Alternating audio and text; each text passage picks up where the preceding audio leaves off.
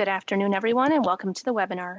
Before we begin, Anthea Ewan, Director of Research and Strategy with GWL Realty Advisors and current President of NAIOP Vancouver, will say a few words. Hey, welcome everybody, and thank you for joining us for the first fall webinar after the summer break. Thanks again to the organizing committee for putting this on. Industrial is obviously the it topic nowadays, so look forward to a great discussion. Before we start the webinar, I again want to thank everybody for your ongoing support of NAIOP Vancouver. I know that we continue to navigate unprecedented times, but we remain committed to giving everybody the networking, education, as well as advocacy initiatives that NAIOP Vancouver provides. Perhaps most importantly, to start off with, our board has been actively monitoring public health orders. And after lengthy discussions internally, we're deciding to return to physical events for this fall. This includes hosting our regular office market breakfast on November 17th, as well as hosting a downtown office tour around the end of November as well. We also will be planning on hosting a perhaps modified networking event similar to our fall cocktail. Generally, the feedback that we got were these networking events were such an important part of our industry, important part of networking, but just an important part of NAIOP Vancouver's core offering. So we're happy to bring that back. I think probably what I wanted to communicate is that we will be pursuing, health and safety protocols, respecting any of the hotel or restaurant venues that we will be hosting our events in, just because your health and safety and priority is our main priority. And we also wanted to make sure that we're happy to have any feedback and obviously happy to discuss any concerns that you may have going forward. Beyond that, our board and committee have been ever so busy, working on a couple of key initiatives across the board, and we have several, but I'll probably give you just a quick update on a couple. So we had our annual golf tournament, which was a success, and thanks again to the event committee, our golfers, as well as our sponsors for putting on a great event.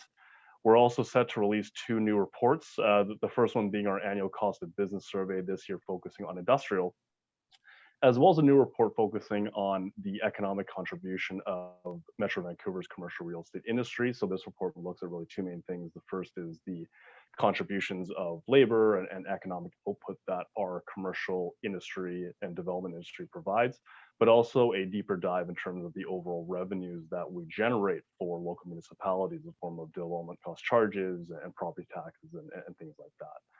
And on the developing leader side, which is again a really important part of our initiatives, we had our education day, which was a success. We also are set to launch our mentorship program again.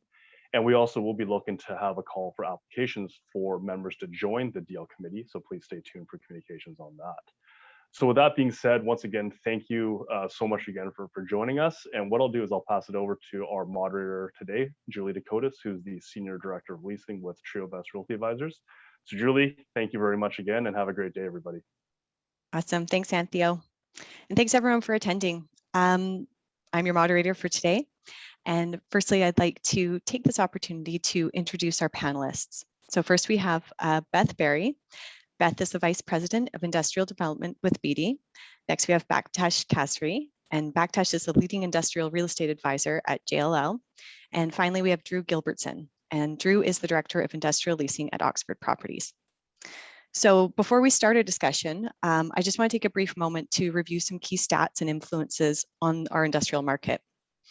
So since Q2 2020, the overall availability rate has decreased by 2% and now sits at a record low of 0.6%, as sustained demand for industrial space continues to outstrip availability.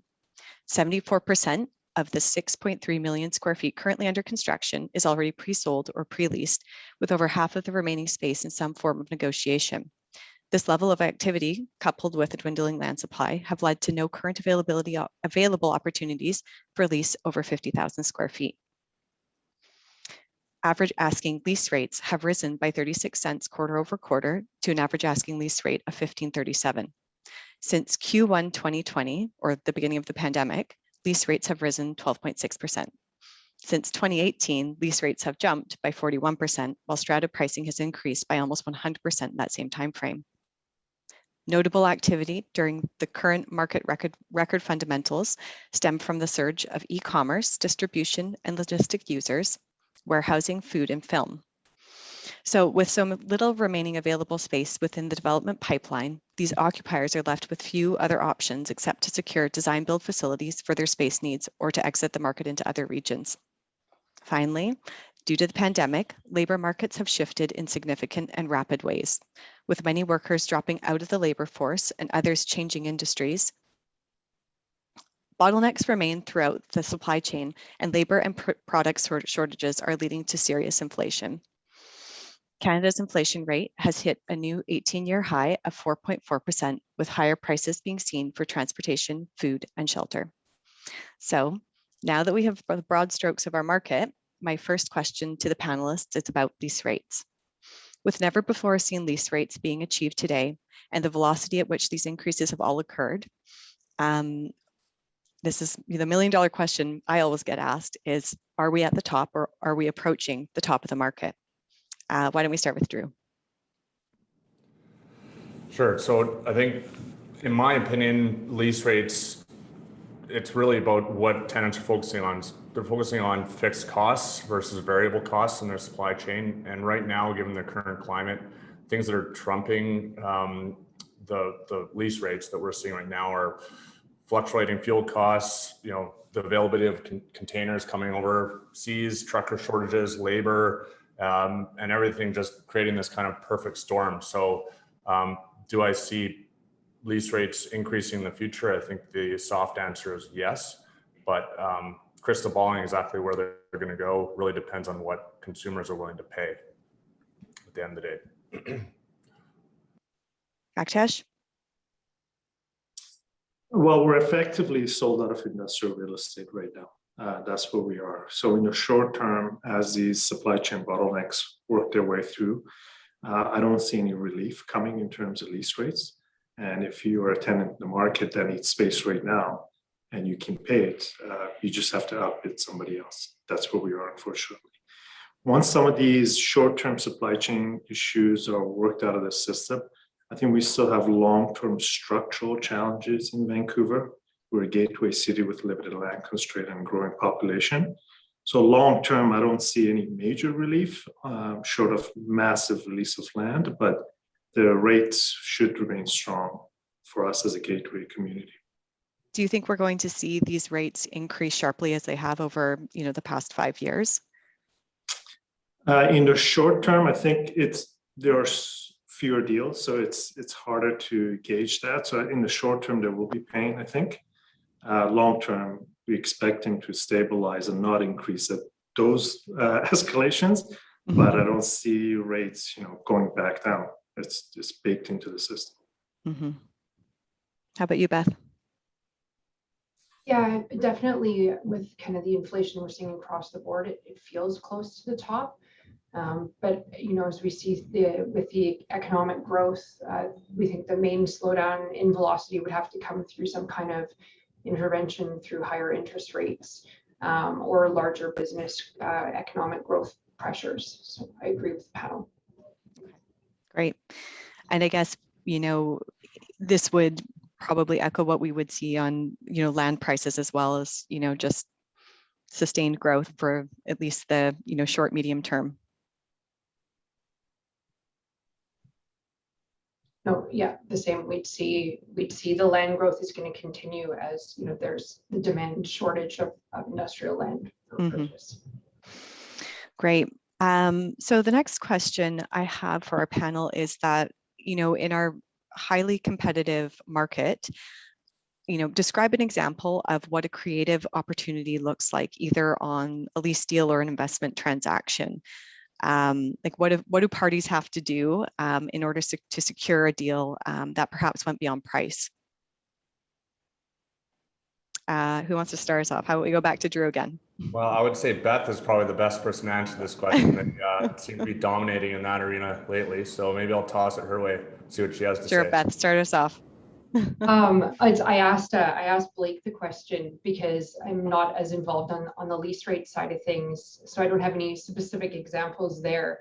I do know that they had a significant tenant, indicate that they're going to vacate, and they had a number of options ready to backfill that space pretty quickly. But More on the investment side of things, while I haven't actually looked at any portfolios myself, we looked at a high level at what it would take to purchase an investment portfolio in the market right now. And, we knew just by looking at it, in order to be competitive, you're kind of projecting, a fairly aggressive future rate at today's very low cap in order to even, be in the running to purchase. So.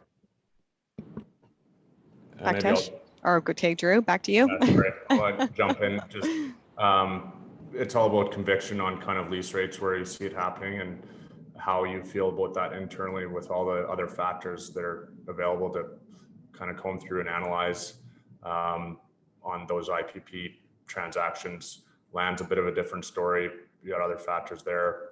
Maybe the insight for me on lease deals is you're certainly taking the stance and where you think the market is going if you are considering a pre-lease, and having an intelligent conversation with your customer at the other end on where it is going. And that's when you can kind of lock in and provide those steps in the rate. And if they are somewhat sophisticated, they understand the position. Otherwise, you're waiting until you're fully built, and then you test the market at that point. Mm-hmm. Baktash? Sure. On the tenant rep side, there's no secret bullets. It's a lot of pre-planning and educating the clients, especially if they're, a Fortune 500 company based out of Toronto or United States. There's a lot of education that goes to it. The companies that are used to dealing with gateway cities, they've already have been educated on that front. So they are ready to go. Usually they have their ducks in a row. We have to be aggressive, and we're competing for every product. So being prepared and keeping the deal terms very tight is really important. But I also think we do talk a lot about rates, but I think covenant still matters. There's a lot of uncertainty in the market, and sure, you might get a tenant that's willing to pay a premium, but I would look strongly at the covenant. We have a lot of startups, and we have a lot of companies that could be in turmoil with the changes in the structural nature of supply chains.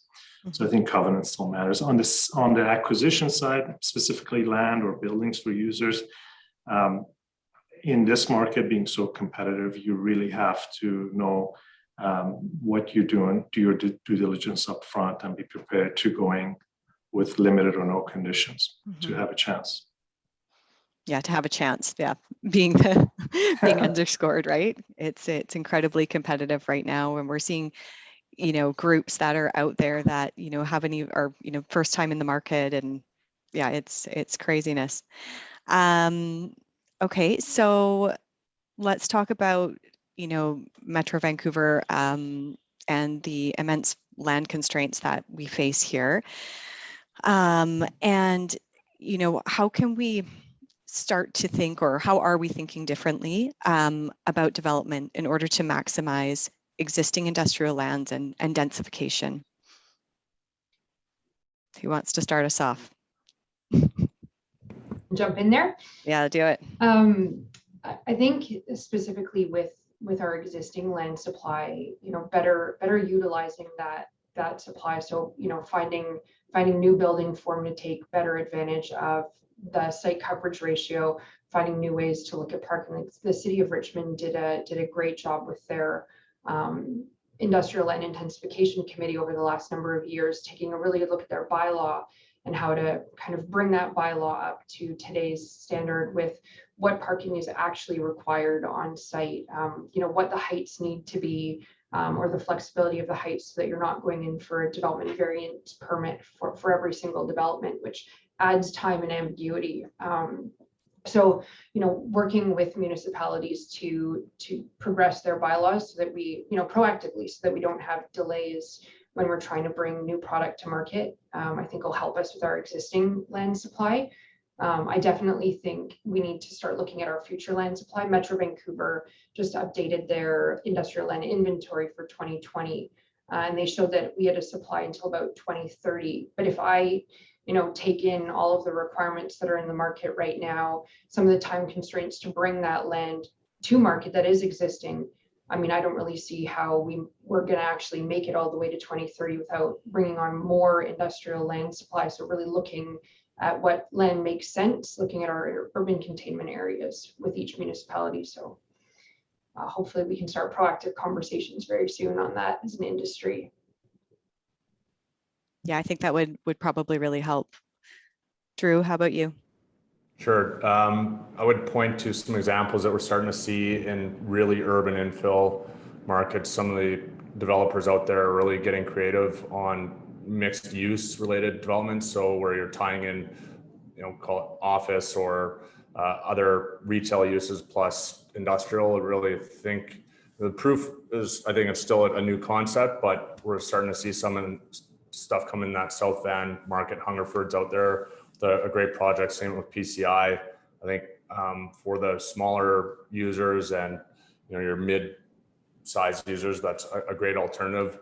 I think on the larger kind of more supply chain oriented, trade enabling type of uses, that's where I think it's just way more difficult to accommodate those type of uses. We have our project down in Burnaby where we're able to launch 700,000 square feet on a 21-acre site, but that was a special circumstance with historic land costs in a great market. Definitely difficult to replicate projects like that at existing land prices. So maybe pointing to Beth's comments about being proactive on other areas within the urban containment areas to kind of activate some additional land somehow. Okay. Baktash? Yeah, I would also echo Drew and Beth's comments in terms of additional density on sites such as Oxford property in Burnaby. I mean, that's a great project, but like Drew said, they have historic land costs there. And to make that kind of project work, you also need a relatively large site for our market, right? 10 acres or so, Drew, you'd say? Yeah. To have a proper ramping to the second floor. Densified industrial, like we said, in the infill locations, that has its own place in the market, especially for smaller flex users, smaller industrials, small to medium users. So there's a place for that, but larger logistics companies can't operate in those type of spaces typically because you need large truck courts and ability to bring in 40-foot containers and 53-foot trailers. The other angle, Beth might be able to speak to this as well, is relaxation of heights on some of the sites. We've seen examples of some users who are building their own buildings, 50, 65 feet high. And I think that's going to continue for occupiers that can make the investment in the racking and material handling equipment for that type of building, which is very expensive. But if you need a large footprint and land prices are expensive, I think that's another area that really is going to probably expand. But we do need some height restrictions removed in some of the municipalities. Maybe Beth, I don't know if you have any experience with that. Yeah, absolutely. And for once you get to those heights, the users are starting to look at in-rack sprinkler systems and, large upgrades to the floor capacity, especially because we're in a seismic region. So there's a lot of additional costs. So getting that incremental storage space is very significant. It is, for the certainty of being able to bring those deals to market, actually having the municipalities proactively look at their bylaws the way Richmond did, and really they took it to 16 meters, and that 16 meters isn't even now high enough based on a 50-foot clear, 60-foot clear building. So it's continuing to be progressive so that approval timelines aren't extended through having to go through variance permits. It's a lot of work for staff to have to do that. Okay. And I guess, that tenants are examining the efficiencies of their businesses in order to, maximize the use of their space that they have here as well through that. Yeah, from what we're hearing from our research is warehouse utilization is at an all-time high right now, over 85%. Mm-hmm. But I think there's always room for improvement with better material handling equipment, but they are very expensive. Do you have some examples of that, Baktash? Like what are they using or what are you seeing out there? Depends on the type of business. So some food-related companies in the market are using automated pickers. These are for very high ceilings that are in play right now. I don't have firsthand knowledge of them, so I don't want to say who it is, but that kind of equipment is very, very expensive, but it reduces your reliance on labor that might be difficult, but it does bring in higher paying jobs in terms of maintaining that robotics equipment. That's one way of doing it. And then obviously, there's examples of e-commerce logistics companies that use multi-level mezzanines within high ceiling space for lighter picking items with conveyors and that sort of thing. So that's the other way of taking advantage of the higher ceilings. Right. I think your point on utilization is a very valid one. That's always been something that in years past people have pointed to is, okay, well, maybe we'll re-rack, go very narrow aisle, different, pick ways of picking, etc. But I'd be curious to see where the utilization was when people were pointing to that, and to your point at 85%, how much that's actually climbed. Or they at 70%? Is there room to push another 5%? But it's a short-term fix for this longer-term problem. Yeah, and I suspect companies are reporting those type of surveys are larger companies who probably have higher utilization, and compared to the smaller companies that maybe are in 30, 40,000 square feet. We're in those warehouses all the time, and you can see they're still using the same racking systems from 30 years ago with the wide aisles.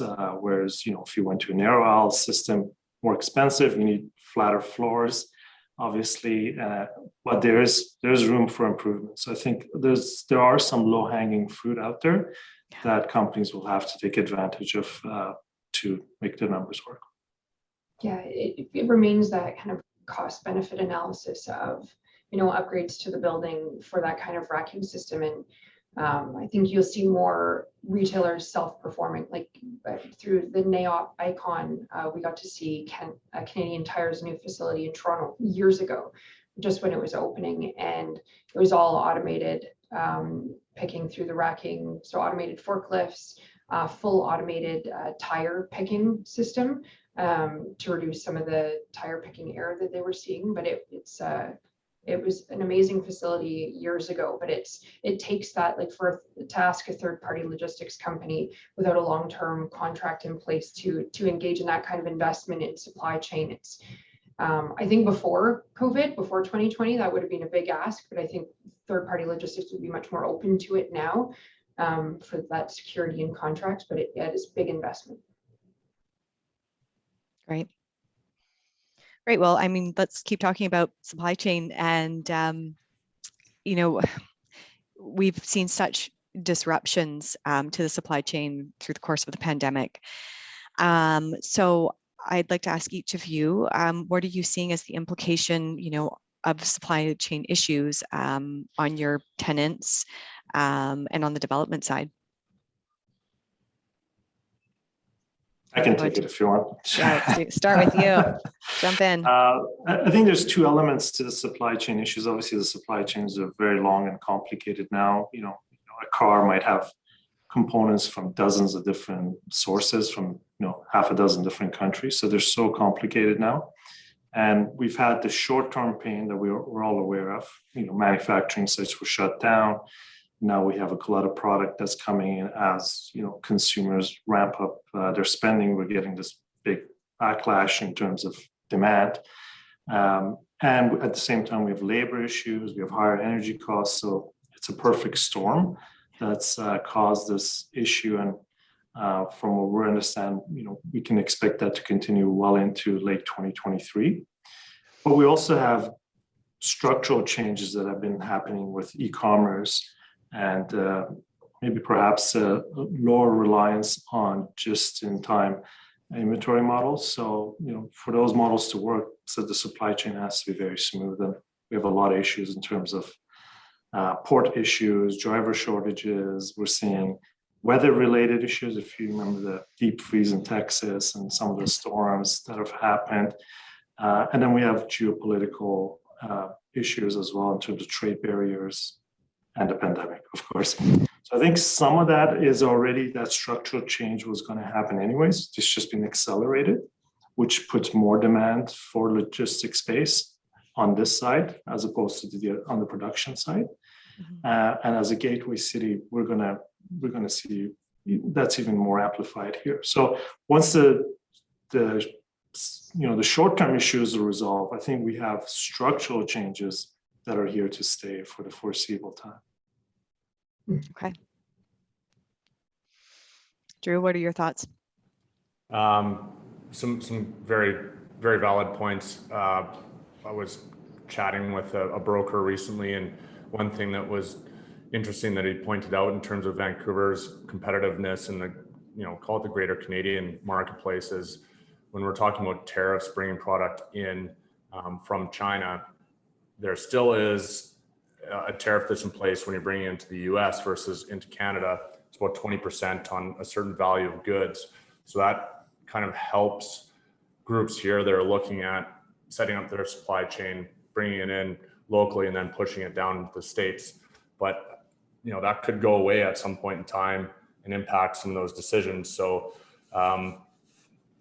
it still points to a lot of the other issues in that complicated supply chain that no one really has an answer for. And I think one of the other things that we should point out today is just the pressure that developers are feeling in terms of construction pricing and everything that you're feeling when you go to, buy simple things like, a car part or whatever, you're ordering something online, you're seeing that in the development life cycle right now too, where it's steel or it's lights or, other cost components that you're just having a heck of a time tracking down and building the timing into that to your pro forma. And, a month, 2 months delay on something can be a significant cost. So just kind of compiles the input costs when you're at the end of the day pushing out a lease rate to a tenant.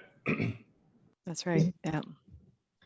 Yeah, I'm absolutely on the construction side of things that having really an early look at procurement on what you're going to need to get the building done on time. So really starting that process early. We've seen, right at the beginning of 2020, as Baktash said, like there were groups that said, okay, we need inventory storage. We need to have a place to store that inventory just in time isn't going to work. So it's, looking forward is when is this situation going to be better? And it's that, I heard IKEA is projecting that into 2022, they're going to have their supply chain issues corrected. And that on the consumer goods side that they've been able to plan for that, that's fantastic. On the construction side is we've, there's a lot of groups that are bringing on another line so that they can produce more. They've got more into production so that we're going to have that relief. But, we've got this construction related demand now that's built. Is it going to be as quick as consumer goods, or is it going to take a little bit longer with the pent up demand that we've built? So. Mm-hmm. Yeah, it's hard to say. Okay, let's switch gears. Let's talk about Strata and Strata Sales and how they play into this market. So what options do both startups and large scale users have in the, the short term, medium, long term, on the Strata side, with development underwriting typically only making sense on a Strata basis, is there a threat that we will see potentially more Strata product than we need at some point in time, given that Strata is not, a suitable for all user types? Beth, do you want to take that one? You're the I'm going to jump in on the underwriting side of things, just because we've seen substantial lease rate growth in our market. I don't necessarily think that underwriting has to be on a Strata basis at this point anymore. I definitely think that a lot of the sites that we're having to look at now, just because of where we're at with our industrial land supply, is kind of so far off in the future that you're looking more at, what are the market fundamentals going to be 3 years from now when we're able to get this serviced and to market than like the quick, an infill 5-acre site as Strata. I think the beauty of when I came into the market and Ryan came up with the idea of large bay Strata, it was in 100,000 square foot buildings. So it was essentially like something that we had brought online for lease in Campbell Heights, 100,000 feet, we were just converting that to strata. So there's some servicing differences between a strata and lease, but if we get to a point where interest rates have increased and there isn't demand to own anymore, that demand is more on the lease side, converting that from a sale to a lease is immediate, right? We don't see a lot of investors at all buying strata, probably because of the price point. Like, it has to be, for the most part, driven by a business need. Where there is the odd investor, they're leasing that product out right away, and it's not sitting vacant. Like, it's being absorbed immediately by industrial businesses. It's great to see on the startup side that there are projects like Marine Landing and what PC Urban is doing that are bringing that product to market, that for a startup, as Baktash, you said, like, where covenant is an issue, they don't have established covenant. There's so much demand in the market.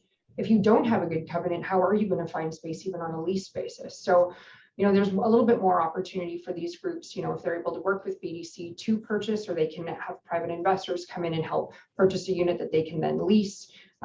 It's supplying product to the market that the market needs, so that we can continue to grow local business.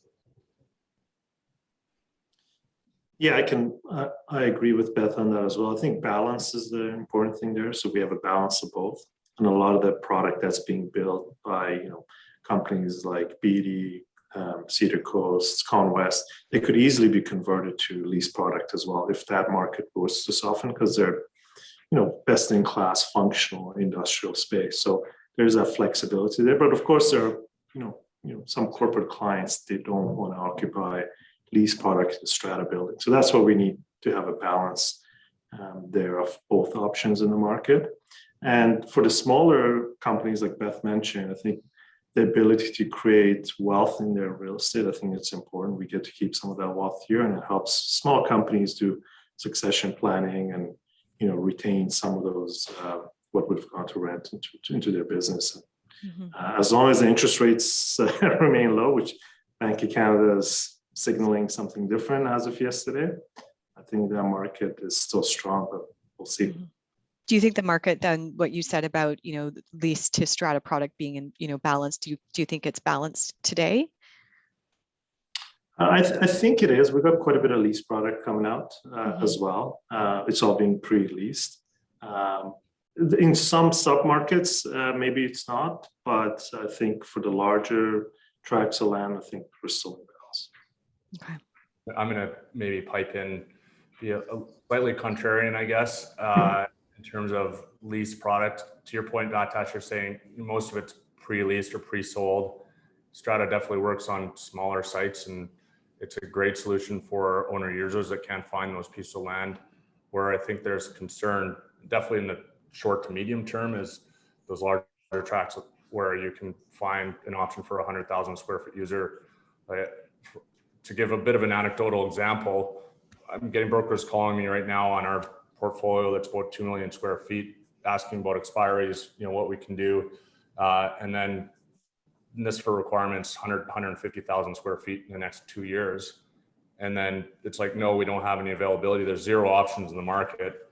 And all of a sudden I'm hearing from our Calgary counterparts that these groups are showing up on tour sheets, and that's happened 3 times in the last 4 weeks. So we've been talking about that for, call it 10 years. I never really bought into it until probably the last 2 months. So short to medium term, those that aren't way out ahead of their requirements, or something shifts where the ground, a situation changes, they're in a really complicated situation where they're having to find new labor solutions or different ways of conducting their business and moving product around. I think on the balance side, just to chime in, I think we've got looking at Beedie, we've historically, not by design, done about 50% sale and 50% lease. And I think of the Chum site that we bought in Delta, Randy Swan had that listed years ago. It was 60 acres.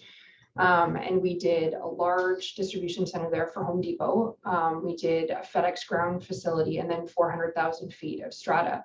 That's been incredible incubator space, and we've seen a number of local businesses buy in there and now since grow. And we've done build-to-suits for those groups as well. So, I mean, for every site that is purchased, it's the demand in the market at the time kind of indicates to us the best way to bring that forward. We're kind of fortunate in industrial where, historically at least, the dates from when you purchase it to when you're bringing it to market allows you to meet the demand at that time. You're not stuck in for 3 or 4 years, being inflexible that this is the only thing that you can provide. But I definitely think that it'll continue to be that way as there's large sites available. Intelligent developers bringing it to market to meet the demand in the best way possible. And I agree with both, Beth and Drew. I don't think they're necessarily opposed views. I think we want the developers to have maximum flexibility in what they build, and they can move quickly, right? They can change in terms of what market requires, whether it's lease product, whether it's strata product, they can respond. I think we want to keep that flexibility in the system. I think that's healthy. I never want to get to a point where municipalities start dictating what type of leasehold product or strata product you can build. I think we can all agree that would be a very bad idea. But it comes back to the underlying issue is that, like we said earlier, we're sold out of industrial space, and we need some structural change in terms of the land use. We've made major, national investments in the ports, railways, highways here. Why is there, a land that's barely being used or being used as a giant house with an underperforming farm next to a major highway infrastructure, right? There needs to be a discussion. I know politically sensitive, and yes, we all need food, and food is very important, but trade is important as well. And we've spent this money on this infrastructure here. Let's use it in a smart way. Doesn't mean we should open up all of ALR. I think there needs to be more proactive discussions around that, because like Drew said, we're going to start losing businesses, right? We've worked, myself, we have 3 clients right now from 100,000 to 250,000 square feet, national clients that we've had to pass on to Calgary because there's no space. They can't wait 3 or 4 years for a building. So we're going to start losing some of these companies, and more, if you look at the way their economy is working, it's the big companies that are employing most new jobs. And we don't want to lose those companies. It's important to have a balance of small, medium, and large companies, but we have to do something because it's 0.6% vacancy and declining is not a solution. It's going to hurt us. Yeah, definitely. Okay, next question is and we've kind of sort of danced around this a bit already, but with land prices in this region at an all-time high and cap rates and other methods of evaluating real estate investments making less sense on paper to a traditional investor, when one is looking at an opportunity to purchase, what are some other factors one might consider in order to justify the price? Who wants to start us off? I'm looking at Beth. You're looking at the camera, looking at the screen. Where am I looking? It's interesting.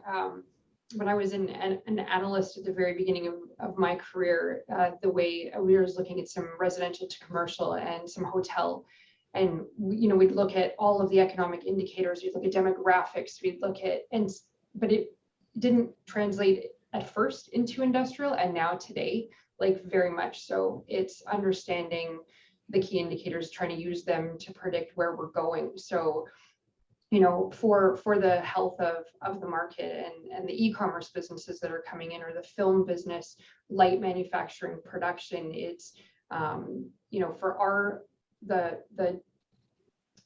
bet that we're taking that in the positive economic future of this region as we're looking at these investments or these purchases is what are the fundamentals of consumer spending? What are the fundamentals of growth and the labor availability and housing? And, all of those things right now are still painting a positive picture of a very constrained under pressure picture, but a positive picture for me. So we're looking at all of the economic factors now for sure.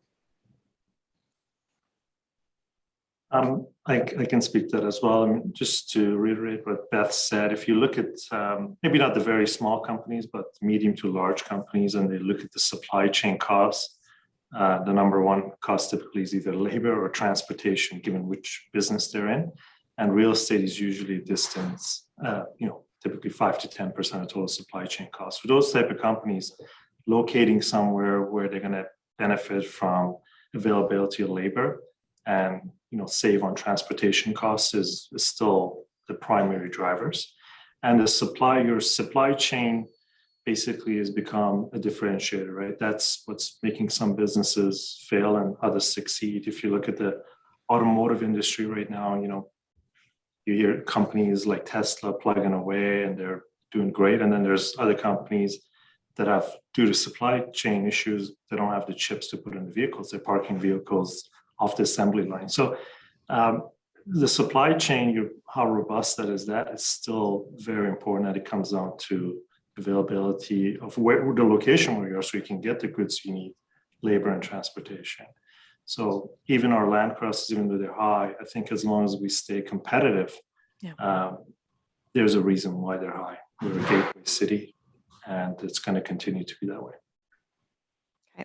There's definitely a reason why there's so much capital chasing opportunity here in Vancouver, and it's pretty simple. And it was brought up on the CB market outlook yesterday by a number of key players in the market. It's like the fundamentals here are very strong, and we believe in the market, even though it's super tough to acquire property here, but it's tough for a reason, and it's those fundamentals.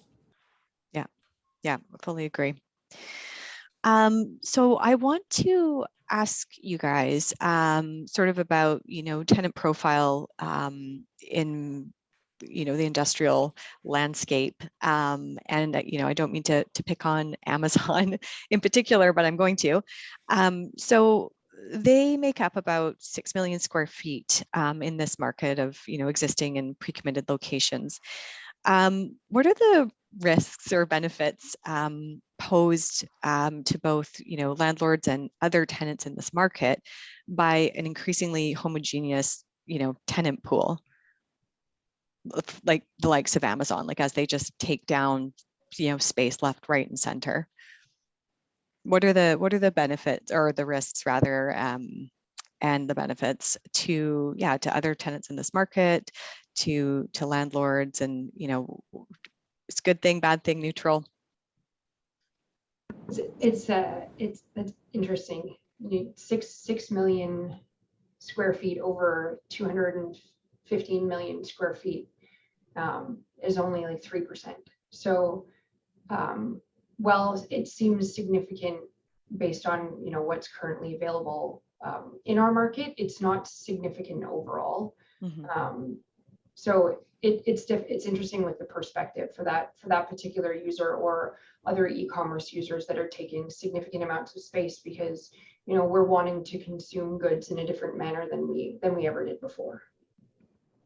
Another perspective to maybe look at it is other asset classes, the general makeup for users on the office side or the retail side.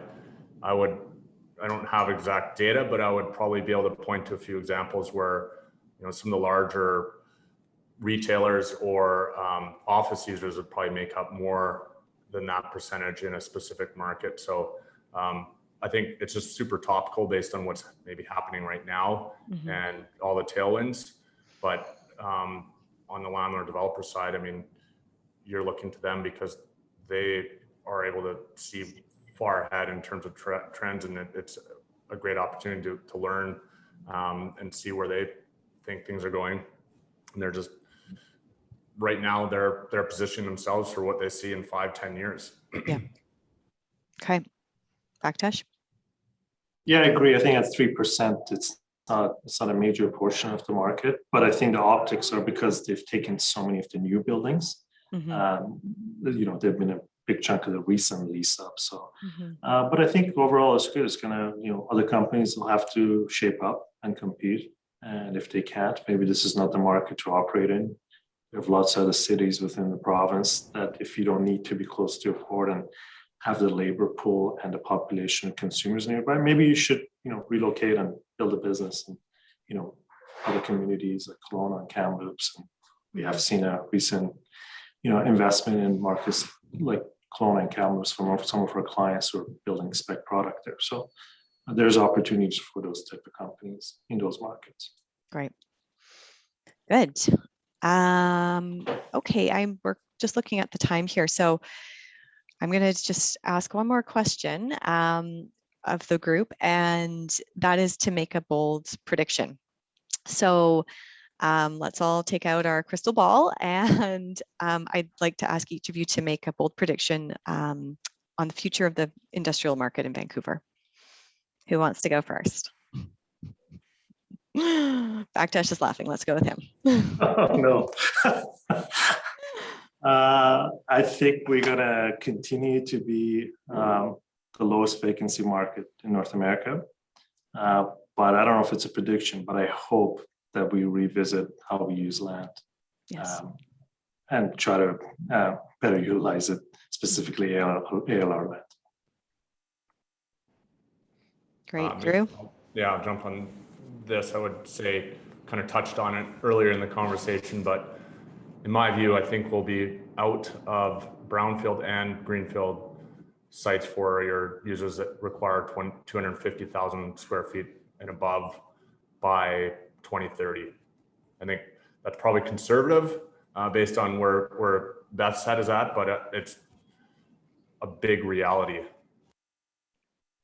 Okay.